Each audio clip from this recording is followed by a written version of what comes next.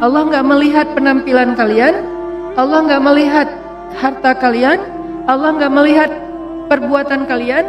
Yang pertama Allah lihat itu adalah qulubikum, niat kalian. Maksud qulub di sini niat. Karena banyak yang salah paham juga teman-teman. Ada yang mengatakan udahlah, gak usah terlalu fanatik. Yang penting kan hati. Allah kan melihat hati. Maksud walakin yanzur ila qulubikum ay yanzur ila niyatikum. Maksud melihat kepada hati itu adalah Allah melihat ke dalam niat kalian. Apakah kalian mengatakan itu dengan jujur bahwa kalian benar-benar beriman, atau itu hanya basa-basi? Apakah kalian mengatakan itu dengan jujur karena benar-benar yakin berserah diri kepada Allah, atau itu hanya modus supaya ditolong oleh Allah, kemudian besok kalian akan meninggalkan Allah setelah mendapatkan kebaikan itu? Allah Maha tahu. Sehingga Allah mengatakan di surat Al-Mulk, wa asirru qaulakum aw ijharu bih innahu alimun bidzatis sudur. Kalian rahasiakan atau kalian tampakkan apa yang ada di dalam hati kalian, innahu alimun bidzatis sudur. Allah tahu banget apa yang ada di dalam dada kalian. Buat Allah, bisikan hati kita sejelas teriakan lisan kita. Gak ada bedanya.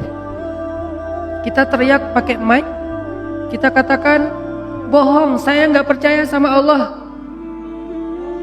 Lalu kita teriakan dengan hati, kita berbisik dengan hati, dengan sepelan mungkin, saya gak percaya sama Allah. Itu suara hati dan suara mulut kita, lisan kita di sisi Allah sama, gak ada bedanya. Gak ada cerita kalau dengan mulut kita bilang, ya Allah saya percaya kepada Engkau, saya berserah diri kepada Engkau, Allah dengar. Giliran dalam hati kita bilang, enggak sih sebetulnya enggak gitu-gitu amat. Apa? Allah enggak kayak gitu. Karena Allah mendengar isi hati kita sejelas mendengar suara dengan lisan kita. Sangat jelas. Sehingga ketika ada Nabi yang berdoa dengan suara yang lirih, Nabi siapa? Zakaria. Dzikru rahmati rabbika 'abdahu Zakaria idh nada rabbahu nidaan khafiyya. Nidaan khafiyya, suara yang lembut, pelan, lirih. Tidak ada yang mendengar seorang pun kecuali Allah Subhanahu wa taala. Allah mendengar dengan jelas. Bahkan kalau suara itu tersembunyi di dalam lautan yang gelap, lebih dalam daripada Danau Toba, gelap banget nih. Karena nggak mungkin ikan haut, ikan paus hidupnya di perairan yang dangkal, nggak mungkin. Dia hidup di perairan yang dalam, yang mungkin kedalamannya di bawah 1 kilometer.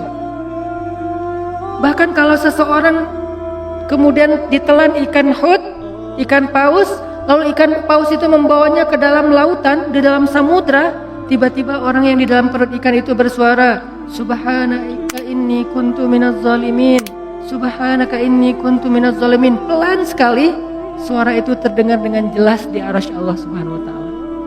Jadi enggak ada yang tersembunyi dari Allah. Sehingga apa yang menyebabkan kita ditolak oleh Allah, teman-teman?